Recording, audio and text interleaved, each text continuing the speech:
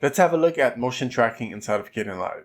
Over here, we have our clip, this first clip over here, all playback, and you can see this clip seems slow motion. So later on, we'll take a look at how you can change the speed of your clips while also using motion tracking. But for now, let's just start with the basics. So with the clip selected, I already have a motion tracker on it. We'll use this motion tracker just to go over the settings, and then we'll start from scratch. So with this motion tracker, you can see it is tracking the head of our subject here. We have the dots indicating the path that it's taking. If I were to disable the edit mode, it's going to remove the path. All we're left with is this rectangle. Let's go ahead and break down the anatomy of this. I'll set my timeline zone and let's get started. Inside of the motion tracker, at the very top, we have the tracker algorithm. There is a drop down of options to choose from, starting with the KCF, which is the default, and it works pretty well. I usually use the KCF for most of the things I do. Now, for this particular clip, although I won't go through all the results, the KCF did not do a good job tracking the head, and especially depending on where you place the tracker when you start tracking. CSRT, which has to do with spatial and temporal detection, we could say, did produce some successful track for this scene when tracking the head. And now the two last ones that we have here are Daciam and Nano. Now these are AI power algorithms. In order to have access to them, so even though they're in the dropdown, in order to be able to use them, you actually have to download the libraries for these two. You can do so by heading out to the Kdenlive manual online. Inside of the search box, simply write motion tracker. And when you scroll down, you're going to get some explanation and definitions for the different trackers. And a bit further down, you're going to find Daciam and Nano. Here you can download the models for these trackers. You have to download these 3 files for Daciam and these 2 files for Nano. Right under that, you have the folders for the models, so they'll tell you where to place these files inside of Linux, Linux Flatpak, macOS, or Windows. And lastly, for Windows users, you have a little warning or error that you might get and how to bypass it. So back inside of Kdenlive, that's for the algorithms. Next, we have the keyframe spacing, which simply determines how many frames have to go by before another keyframe is added. Now, this is useful, for example, if you have very fast moving footage and the thing that you're trying to track moves from one spot to another in very few frames. So you would decrease the keyframe spacing in order to add a keyframe every other frame to keep track of it. Now, if you have something moving very slowly, then you can increase the keyframe spacing. Now, right under that, we start getting into the aesthetics of the tracker. Because if you leave the tracker on and you render, the little red rectangle that we have here is actually going to render with your footage. So this is where we have the frame shape. So by default, it's rectangle. Next, we have ellipse. So you could have a circle or ellipse around your object or subject. And then we have arrow, which will add an arrow. Right under that, you can choose the shape width. So if I go back to rectangle here, if I decrease the width, you can see how the borders are getting smaller. And of course, if we increase it, we're going to get thicker borders. Next, we have the color. So you can change the color of the tracker. And again, this is only if you plan on rendering it. Does it really matter? Or if you want to add contrast between the tracker and the colors of your clip while you're editing it or doing your tracking. I'll revert to red for now. And now we're getting into the secondary function of the motion tracker. So besides tracking, the motion tracker allows you to add blur to what is being tracked, or rather what is inside of the shape that you're working with. Now, before we look at the blur slider over here, we're going to look at the blur type. By default, it is set to none. You can choose between median blur, Gaussian blur, pixelate, or opaque fill. And whichever one you choose, if I expand this over here, you can see that whatever is inside of the rectangle will be pixelated as per selecting pixelated. You can choose the amount of blur or pixelation in this case with the slider above. I'll leave it set to none as we just want to track at the moment. And finally, if you've already done some tracking, you have a reset button to start from scratch. This will delete the tracking information that you had previously. All right. With all that said and done, I'll reset the shape here over the head, but we'll be starting from scratch regardless. So I'm going to disable the tracker and Over in Effects, I'll look for Motion Tracker. Left click, hold, drag it onto the clip. With edit mode enabled, I can grab the rectangle, the initial rectangle here, and place it over what we want to track. Now, before we start tracking, there are two things to keep in mind. The first one is you want to be on the very first frame of your clip before you start tracking. So you want to set the selection on the first frame because the tracker is going to track from that first frame all the way to the end. The second thing is if you want to only track a segment of your clip, it is best to cut out that segment, add the motion tracker to that segment, and make your tracking from that segment. With that said, we have our tracker place. I'll switch to the Daciam algorithm, which is the AI powered one, and hit Analyze to apply effect. Now, the processing time depends on the algorithm that you're using, on the length of your scene, and on your computer's capabilities. Also, what you're running in the background. When it comes to the algorithms, they have their pros and cons. Some are better at recovering from partial occlusion, and some work a bit faster than others, but they all serve to do the same thing, which is to track. You can learn more about them over in the Kdenlive manual by searching for Motion Tracker. Once Kdenlive is done tracking, we can play back and make sure everything is correct. There's another key difference between the other trackers and the Daciam and Nano. The other trackers, whatever size you assign to the shape or the selection, the size is going to remain constant.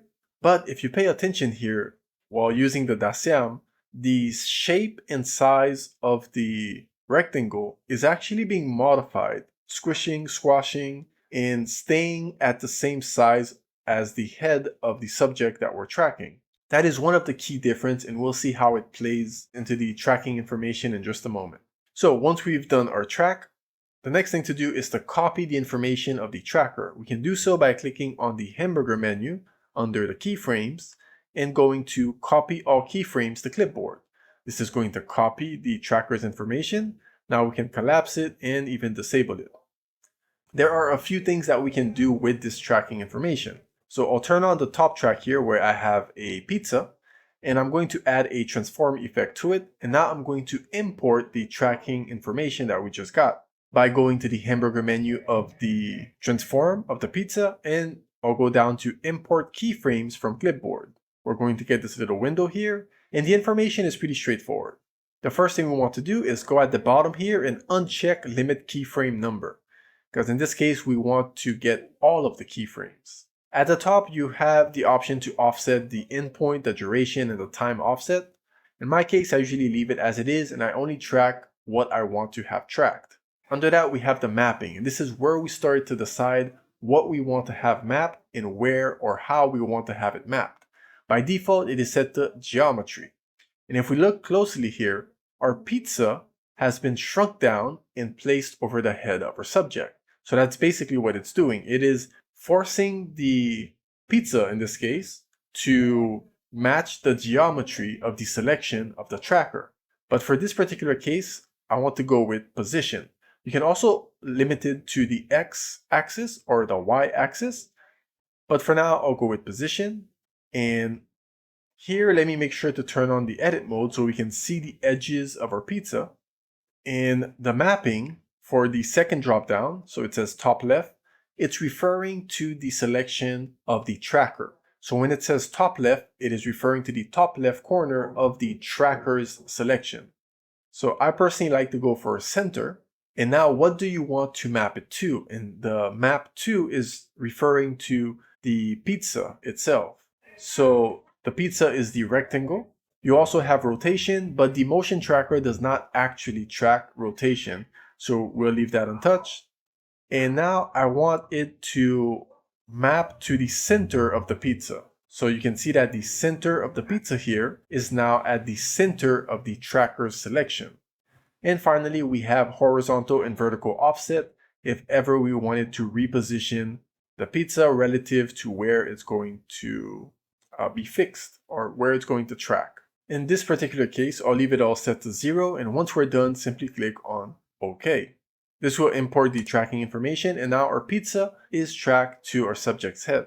Now, if you'd like to resize the pizza, I'll collapse this transform or add another transform And with this second transform here, I can simply scale it down, so 20%. And we have to place the second transform above the first one. And there we have it. You can also use this transform to offset the pizza. And it will still be tracked to the head, so it will stay at a relative distance to the original tracking. All right, so moving on to our second clip, we have our subject here. And if I play back, you can see that they're simply walking, the camera following them. I'll turn on the guides so you can tell more or less relatively where the subject is standing. It goes from a bit to the right side over to the middle, more or less, of the footage, bit backwards again in the middle, and it's a back and forth. So now I already tracked our subject, and for this track, I use KCF, and it did a great job at the tracking. So I tracked the ear. So if I could find the original point here, I'll switch it to a rectangle. And with that information copied from the tracker, so going down to the hamburger menu, copying all the keyframes, I then proceeded to add a transform. And if I enable this transform, you'll see now that the head of our subject is at the center of the frame, and it stays at the center. In other words, the tracker itself has been placed at the center of the frame and is going to stick there. This makes the head of the subject stay fixed while everything around them move. You can also use this to stabilize the scene simply by tracking something that is meant to be static in the scene or something that you want the camera to follow throughout the scene. Now, to achieve this, I'll go ahead and reset this transform, click on the hamburger menu, I'll import keyframes, uncheck the limit keyframe number, and then I can switch the mapping to inverted position. I'll make it center, so at the center of the tracker. And then for the rectangle, I'll say the center of the rectangle. In this particular case, the center of the rectangle is the center of our composition. And this is for inverted position. So it's going to place the tracker where we choose on the rectangle. In this case, the center. You can achieve a similar result by using offset position. Offset position will automatically make it so that the scene moves according to the tracker. And with this one, you can use the offset to modify the position. But again, for this, I'm going to leave it to 0.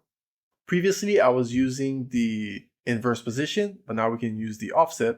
And you'll see that it's basically the same thing. The head of the subject stays put. Now, the one thing you might notice now is that we get these black borders, and this is because of the offset. All right, so just for this example, I will be importing the keyframes set to inverted position with it set to center and center, and press OK. Next, I added another transform in order to zoom in and eliminate the black borders. All right, now for this example here, all I did was add 2 motion trackers. One of them is set to nano, the other one is set to daciam. And the nano is the blue tracker, so the blue bounding box, and the daciam is the red bounding box. If we were to play this back, when using the AI powered one, the bounding box or the selection tries to fit the subject, the size of the subject, and of course, once the adult passes, in this case in front of the child relatively to the camera, the tracker moves on to the adult and identifies the size of the adult. So this is good for tracking objects as a whole, and you can make use of the geometry aspect of the tracker or the keyframes. And lastly, for this example, we'll be looking at how we can change the speed of our clips when using a tracker. So I'll turn off the title clip above here, and we've already tracked our subject using the daciam. And if you were to accelerate the clip, so I'll hold down Control, left click on the end here, drag it in, you can see the percentage here indicating that we've accelerated the clip. Maybe not that much. So I'll enable the tracker, I'll remove the edit mode here. We have the arrow. You can see how the arrow is still following the original speed because even though we've accelerated the clip, the keyframes do not get accelerated with the clip. And if you're thinking you simply have to accelerate the clip first and then add the tracker, that's not going to work either. The only way to do it would be to create a new sequence with that clip, accelerate that clip or change the speed of it, inside of the sequence and then add the tracker to the sequence itself and track that version of the clip. Another option that you have, so I'll go ahead and restore it to 100%.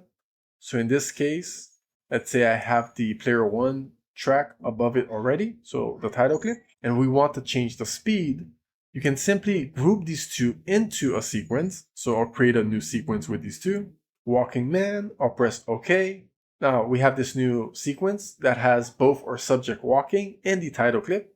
Now you cannot change the speed of a sequence like you can with regular video clips, but you can do time remapping. With the time remapping, simply click on this bottom keyframe over here, left click hold and drag it towards the left. And this should change the speed. You can see the speed over here. You can also change the output time so you have a bit more control. But essentially, you simply have to change the speed using time remapping. And now you have an accelerated clip with the title clip tracked to the subject. As I mentioned, the other option would simply be to accelerate the clip inside of the sequence. And then if I were to disable this, and then you would apply the motion tracker to the sequence itself and track the subject from here, since this would already be an accelerated clip. And just remember to start from the very first frame of that sequence or the first frame of where the tracker starts, and then you would track that from that point on. All right then, I have a Ko-fi link down in the description if you'd like to support the channel. You can click on this playlist here to learn more about Kdenlive, and thanks for watching.